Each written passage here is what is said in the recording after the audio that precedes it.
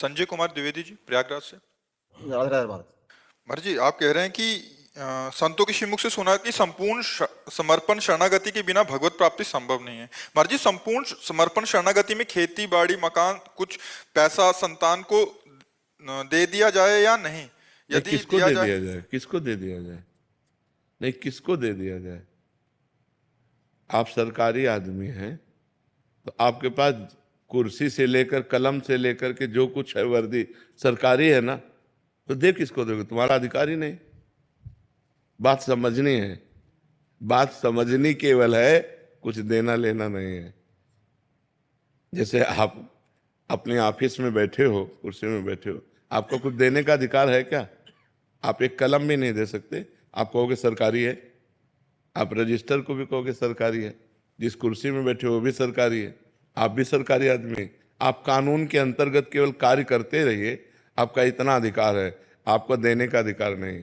ऐसे ही नाथ सकल संपदा तुम्हारी, मैं सेवक समेत सुतनारी, वो सब सरकारी है, आप केवल सेवक हैं। देने लेने की क्या बात है? क्या है? एक महाराज जी के यहाँ गए थे तो उन्होंने जो है मतलब जैसे समर्पण शरणागति का मतलब हम ये कह रहे थे कि जैसे कि जब समर्पण शरणागति होगी, हमारे भगवान दर्शन कराएंगे तो आपको परिवार सहित आश्रम में आकर रहिए, तो जो है उसके बाद ये सब बनावटी बातें हैं, ये सब हम दंभ पाखंड की बातें नहीं मानते। संपूर्ण सृष्टि भगवान की है। यहाँ समर्पण का मतलब अहंकार का समर्पण, यानी कि तुम्हारी कुटिया में आ जाओ, ये सब पाखंड की बातें हैं, ये सब दंभ नाटक की बातें हैं, रुपया घसीटने की बातें। हम इन बातों को नहीं मानते। तस्मात् शास्त्रम प्रमाणम ते कार्याकार्यो व्यवस्थितो, कार्य और अकार्य की व्यवस्था शास्त्र प्रमाणित की गई। नाथ सका, हमारी केवल बात समझ जाओ, जहां हो जो कुछ है वो सब गोविंद का है, मैं केवल सेवक हूं। बस नाथ सकल संपदा तुम्हारी, मैं सेवक समेत सुतनारी।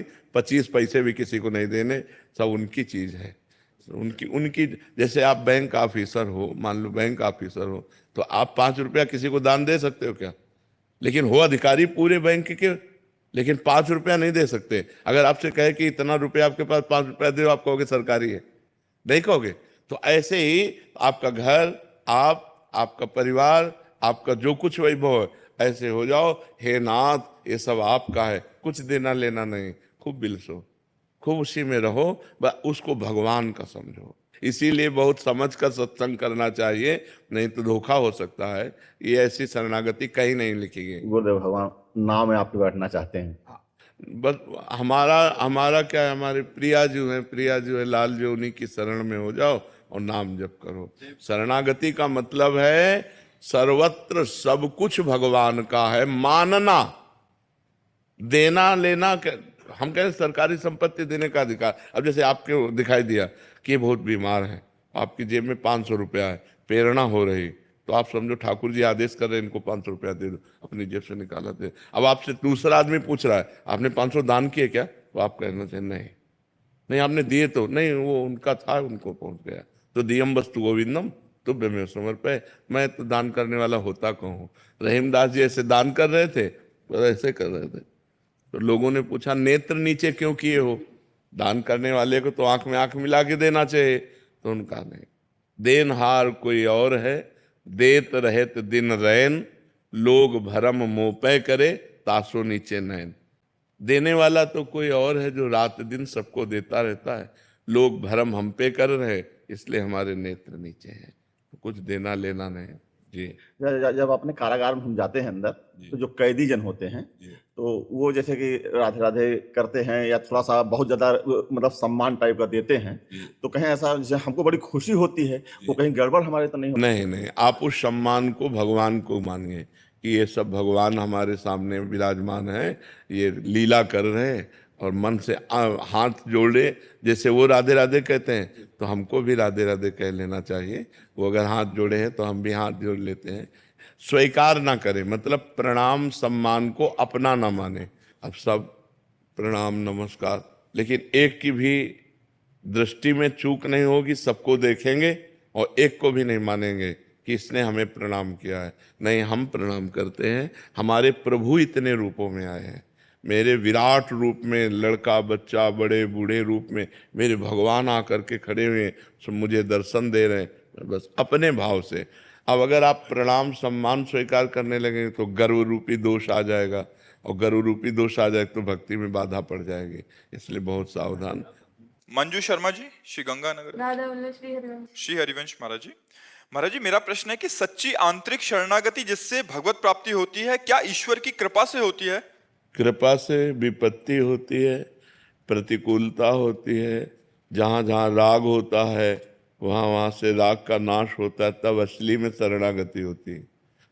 पहले तो बनावटी शरणागति होती है, फिर असली में शरणागति होती है। जैसे गजेंद्र की शरणागति हुई, जब तक उसको उसके परिवार के लोगों ने सहयोग दिया, हाथी हाथिनियों ने, तब तक उसे भगवान का स्मरण नहीं आया, और जब तक उसे अपने बल का, तब तक भगवान का स्मरण नहीं आया। जब देखा कि सब परिवार छोड़कर चला गया, अब मेरे में भी बल नहीं रह गया, अब अगले झटके में ग्राह मुझे जल में डुबो देगा, तो उसे याद आई महाबलशाली परम कृपालु भगवान श्री हरि की, और उसने शरणागत होकर भगवान को पुकारा। द्रौपदी जी ने जब उनका केस पकड़कर दुशासन सभा में लाया, तो उनको अपने 5 पतियों का बल था, भगवान को नहीं पुकारा।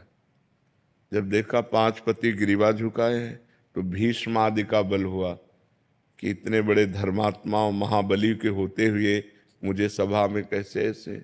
लेकिन जब भीष्म आदि से भी रक्षा नहीं हुई, तो अपने हाथों का, अपने बल का प्रयोग किया।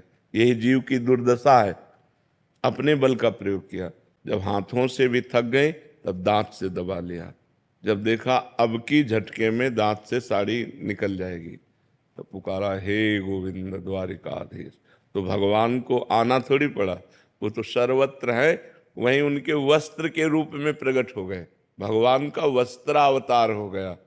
दुशासन खींचता रहा, यहाँ से साड़ी नहीं हटा पाया, आखिरकार हार करके बेहोश होके गिर गया, लेकिन यहाँ से पल्लू नहीं हटा, क्योंकि भगवान का आश्रय हो गया ना।